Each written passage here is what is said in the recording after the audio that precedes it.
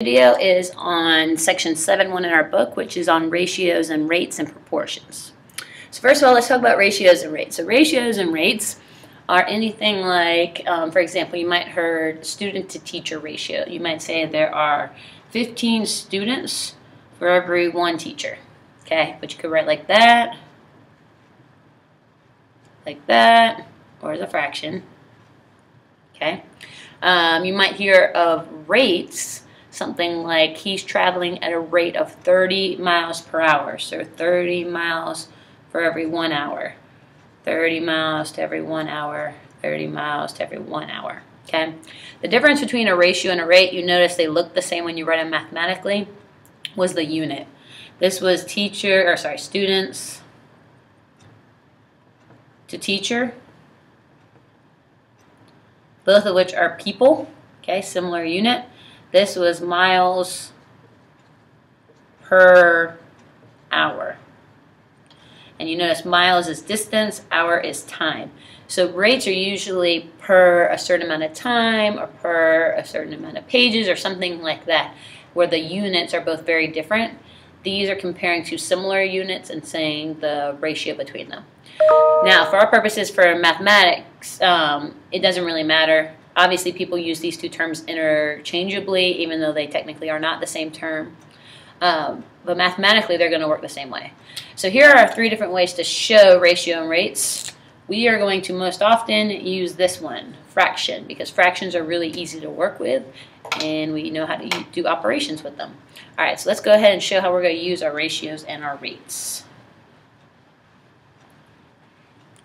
So ratios and rates are most often used in proportion. So proportion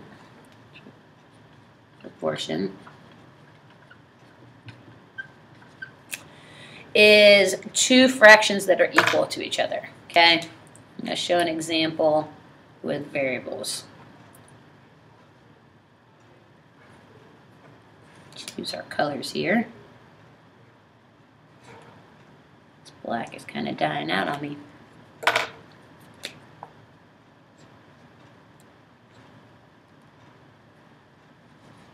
All right, so this is the proportion A over B is equal to C over D. Now, there's a reason that I color-coded what I color-coded. It's because they have names. The A and the D, the red ones, are what is called the extremes. So A and D are called extremes. And then B and C are called means. I know this seems random, and I'm actually not even quite sure where those names came from. But that's what you do call them. So if you're referring to those two, you refer to them as extremes. When you're referring to those two, they're called means. Okay. An easy way to remember it is the extremes comes first, and so you start at the top left, kind of like how you would read. So those two, and then the means are the other ones. Okay. So what's kind of cool is we can now use our cross products property, which we learned a while ago. Erase this, has some room. So cross products says that if I multiply my extremes together, A and D, so A times D, that will equal multiplying my means together, B times C. So A times D equals B times C. Okay? And that's how you can test if something is proportional. So let's look at an example.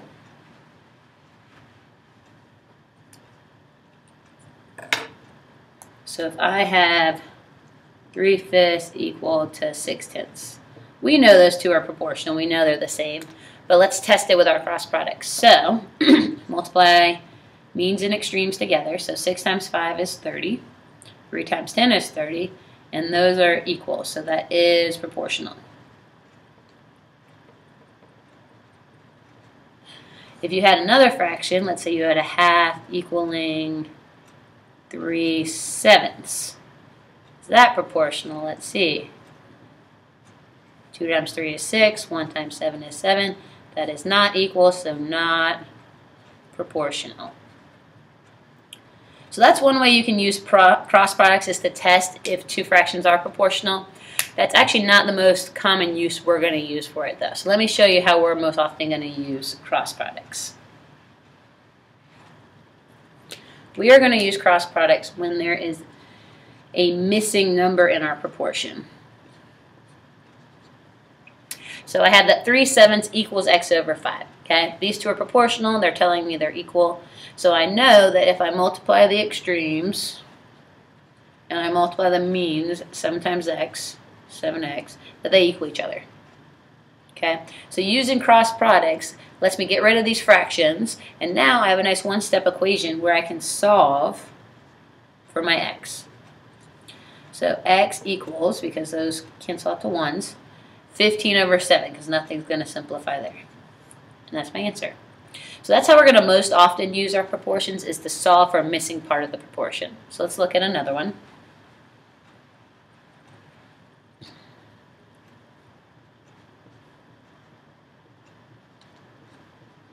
Alright, go ahead and try to solve this one on your own. Pause the video, and then I'll show you how to do it once you unpause it. Alright, so if you're going to solve this one, you do 9 times 5 is 45, equals 4 times x is 4x. Do the reciprocal. See if anything simplifies. It doesn't, so x is just 45 over 4.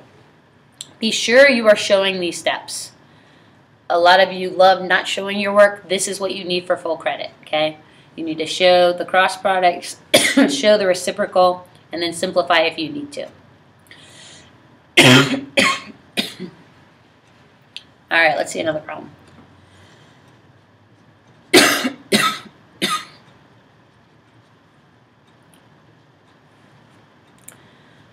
All right, go ahead and pause this and see if you can figure it on your own, and then hit play, and I'll show you how to do it.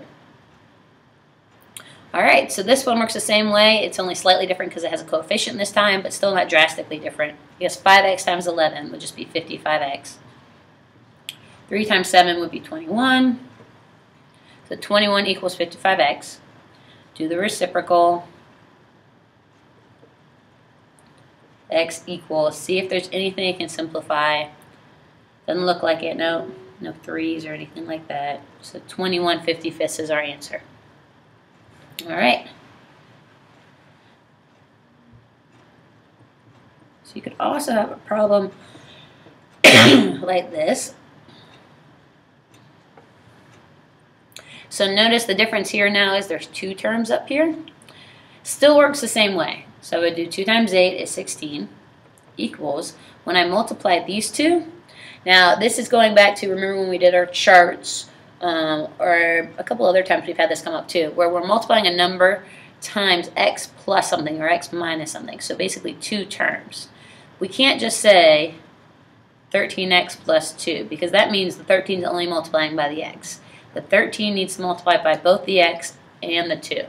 So I need to write parentheses. So you need to write this out, okay? So when you're showing your work, write this out. And the next step would obviously be to do distributive property, okay? So then show 13x plus 26. So in this situation, when there's 2 terms, you need to have distributive property. Otherwise, you're not going to get the right answer. So be sure to show that. So now we can add the opposite. Negative 10 equals 13x. Do the reciprocal. See if anything can simplify. It can't, so it's negative 10/13. Okay? Alright, so let me give you one of those to try on your own.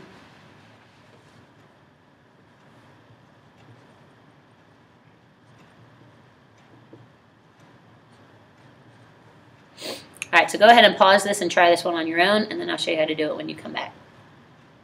Alright, so cross product still. Extremes multiplied means. So in this situation, one of the means has multiple terms. I can change that to plus a negative. I need to do 9 parentheses 3x plus negative 2. Okay, so that's step 1. Step 2, distribute. Don't forget the 9 needs to multiply by both terms, the 3x and the negative 2. And then now you're doing a regular 2-step solving. 68 equals 27x. See if there's anything that would go into both of them. Don't believe there is, so we have 68 over 27. Okay, so this problem right here shows a lot of our properties we use. Here is our cross products, distribute, then we use the inverse of addition as well as equality to balance it out, inverse of multiplication as well as equality to balance it out over here. Alright, the next thing I'm going to show you is how proportions are really helpful with a word problem. So let me grab a word problem here from our book. Zoom in a little for you here. Alright, so we're looking at number 1. 5 cans of paint will cover 130 meters squared of wall space. How many cans will be needed to cover 208 meters squared? So proportions are super helpful when it comes to word problems, and I'll show you why. A lot of times in the very first sentence, you will get a ratio or a rate. So here's a rate. 5 cans for every 130 meters squared of wall space.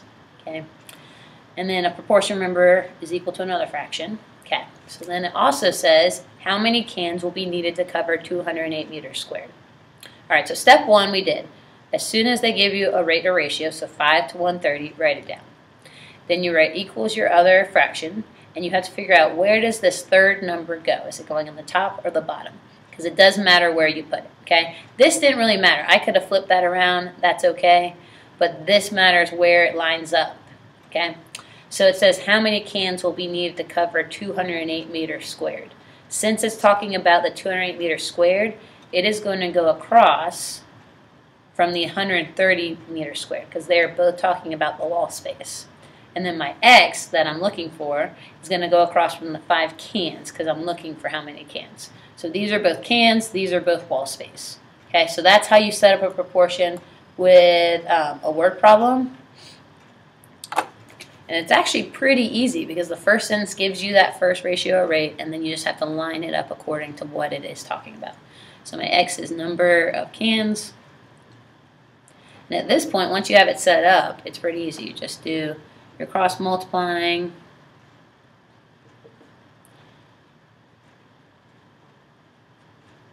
And you do your reciprocal.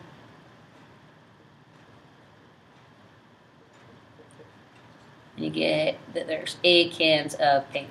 So this is doing my 4-step plan. You need to show all of this work when you're doing one of these problems.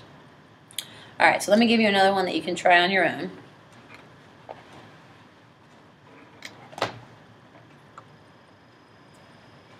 Alright, we're going to try number 3.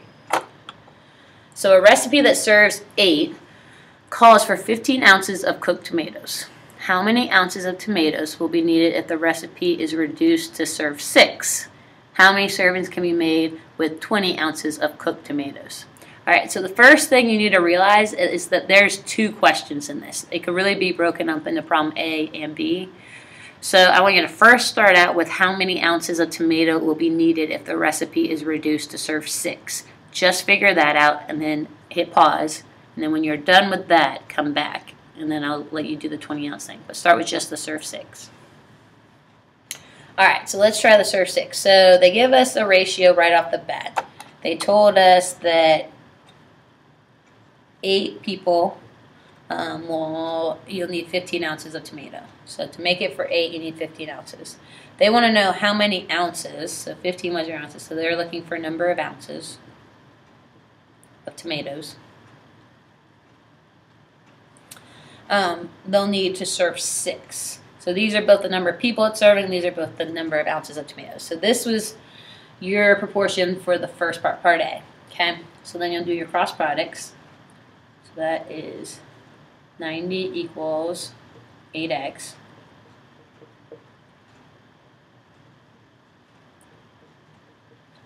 So 90 over 8, you could leave it as 90 over 8.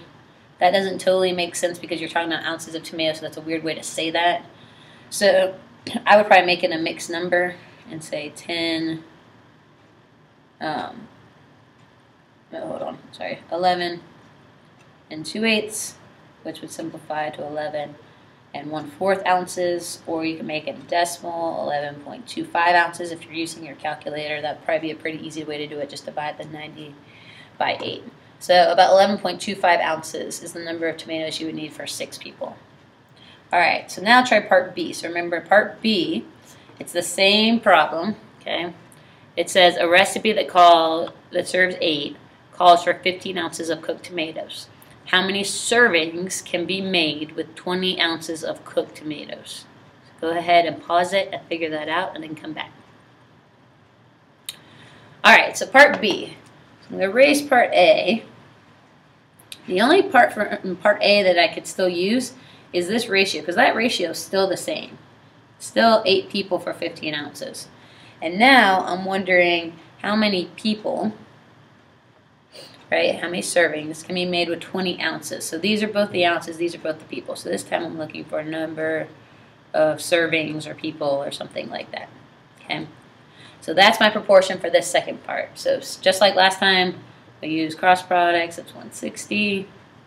15x equals 160. Do the reciprocal.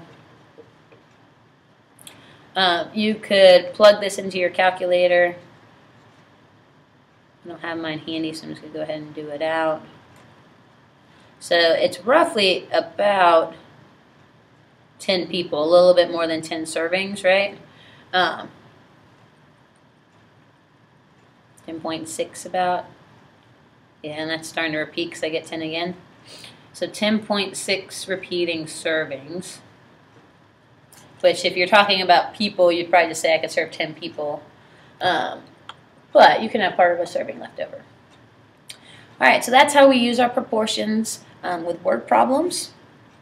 And we'll be working on this more in class.